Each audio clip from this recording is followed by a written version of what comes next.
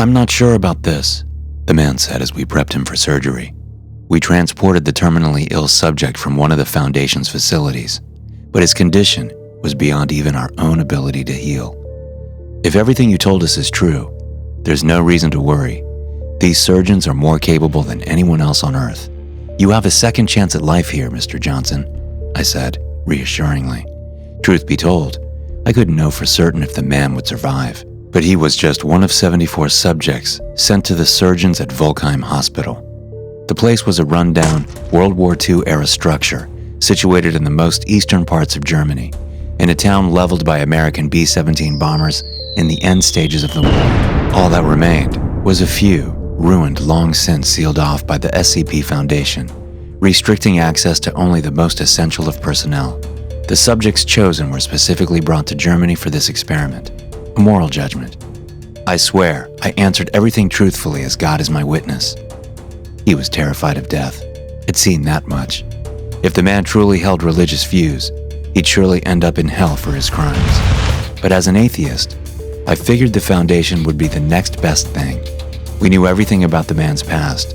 We knew about his murders, his robberies, and his scams. He was remarkably good at them, always running from the law, jumping from identity to identity. But disease was the one earthly thing the man could never overcome. He'd been afflicted with a rare liver disease, one that would take his life in less than 3 years. A transplant would have been possible, but with his unique genetic background, a match was damn near impossible. Then I estimate about a 90% chance of success. You're going to be treated just the way a man of your stature deserves. Mr. Johnson was a rich man, and his new, fake identity reflected that. He was the perfect subject, and if our suspicions were true, we'd have a cure for pretty much any disease. "Are you ready?" I asked, trying to hide my distaste for the man. Truth be told, it was an honor for me to enter the Volkheim Hospital. As a Class D crewman, I had no business setting foot inside the restricted grounds of the hospital. But after loyal service to the Foundation and recruitment of the 74 awaiting subjects, I was allowed to guide them through the halls towards the OR, where the surgeons awaited. "You understand the terms of the treatment?" I asked. He nodded. "I need you to say it." "I understand," he said nervously. "Good."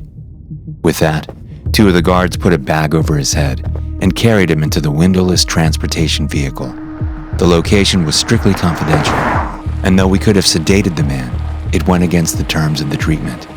We drove for 5 hours, going off-road and into the forest. It was a difficult trek few vehicles could handle, but it aided in keeping the location information secure. Once we arrived, it was as if we'd traveled back in time. There was an ancient military camp situated among the ruins of the village, with abandoned vehicles and weapons. I exited the front of the vehicle while the guards got Mr. Johnson out. He stumbled onto the ground, severely disoriented by the journey. "Where are we?" Johnson asked as I pulled the bag from his head. His face went from nervous to panicked as he observed his surroundings. The ancient look of the place didn't exactly reassure our subjects, but he had been warned. "This doesn't look right," he said. "There's no going back now," I said. He looked to each of the guards, both of them heavily armed and ready to fire should he attempt an escape. We led him through the village towards the hospital. It was the most modern building there, constructed in 1939, meant for battlefield casualties. There were no people in the village, none living at least, nor was the hospital staffed. The only place still holding signs of twisted life was the surgical wing. "Let's talk about the questions you answered," I said as we walked him in through the main entrance. The walls were full of mold, and the concrete was starting to fall apart. By all means, it looked abandoned, which was only a partial truth. "The questions?" he asked, getting more nervous with every step. "You claim to have answered everything truthfully. Is that correct?" I asked. "Yes, of course." The questions themselves weren't anything you'd normally see on a hospital form. They were all moral questions, ranging from basic inquiries about theft to admissions of murder. Basic on his paper, he was a perfect man who donated generously to various charities. Obviously, that was part of his fake identity, something the Foundation knew. The question was whether or not SCP-6284 would know. We took Johnson down to the basement of the hospital, a place meant to protect against bombs dropped during surgery. It was a dark place with stale air and moist floor. A long cable stretched through the hall, miraculously lighting up bulbs from the last millennia, despite having no obvious source of electricity. A few gurneys stood on the side, and for the first time since entering the hospital, we saw signs of life. There were a few nurses standing motionlessly on the side of the hallway, wearing old-fashioned gowns and white, unmarked hats. On their left arms, they all had armbands with a plus symbol, and they all wore gas masks obscuring their faces.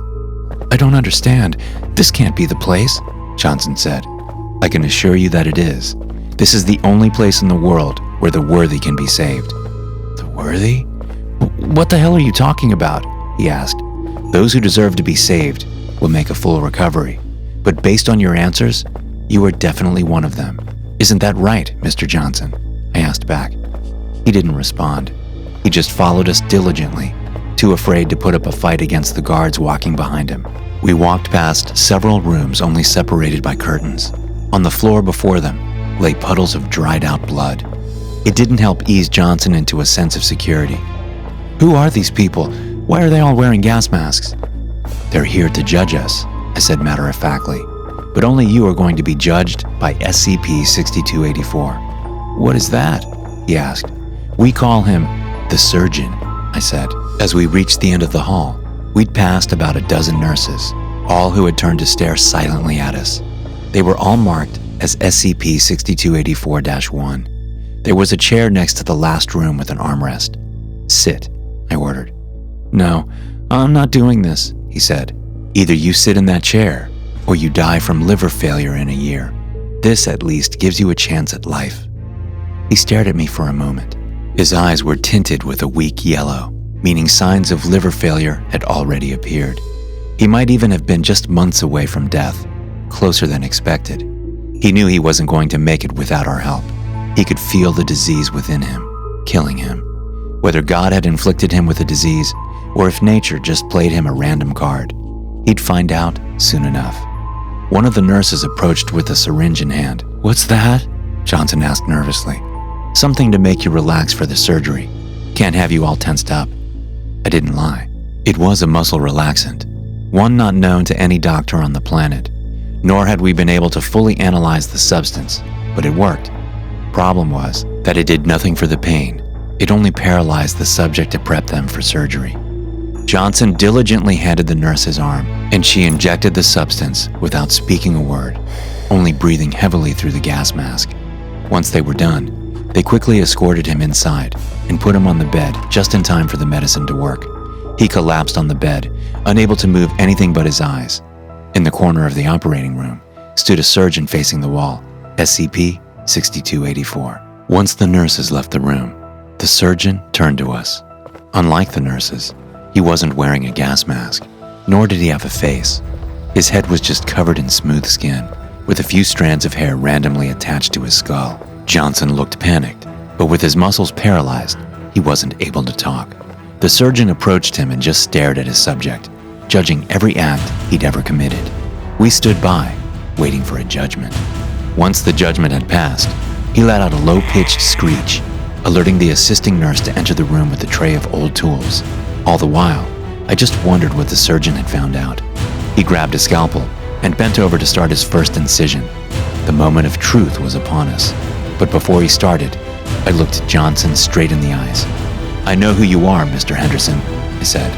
His eyes lit up in fear as he heard his real name, but he couldn't respond. "I wish you had answered truthfully. Then we wouldn't have had to do this," I whispered into his ear. With that, the surgeon started his first incision, a Y-shaped cut, typically not for surgery, but for autopsies. He cut deeper and deeper, exposing the fat, muscles, and finally organs. All the while, Johnson tried to scream in pain, but no sound came out. Once the surgeon had reached his lungs, Johnson lost his ability to breathe. He must have been in excruciating pain, but lucky for him, he wouldn't have to suffer for long. Even after he died, the surgeon kept cutting out his organs, tossing them in a waste bin on the side. He wasn't worthy, as we'd already known from the start, but the sight still disgusted me. Then I turned to the guards. Subject D-628473 wasn't worthy. We still have a dozen left. Let's go and prepare the next one. And let's hope they've led a better life. Item number SCP-6284. Object Class: Euclid. Special Containment Procedures. Due to the dormant state of SCP-6284 unless approached, Containment Protocol dictates that it be kept hidden rather than enclosed. Guards are to be stationed around the perimeter of the hospital located in East Bavaria, Germany, and can be found in the surgical wing in the basement. Any trespassers are to be shot with tranquilizers to subsequently be brought in for questioning. Description: SCP-6284 is a World War II-era German combat surgeon wearing a typical white gown and hat. Though looking entirely human, he does not have a face. His sex has been determined mostly based on bone structure and size. No attempt has been made at subduing SCP-6284 for further examination. SCP-6284-1 refers to a dozen nurses assisting the sole surgeon, all of them wearing classical white gowns, hats, and armbands with a plus sign to identify them as medical personnel.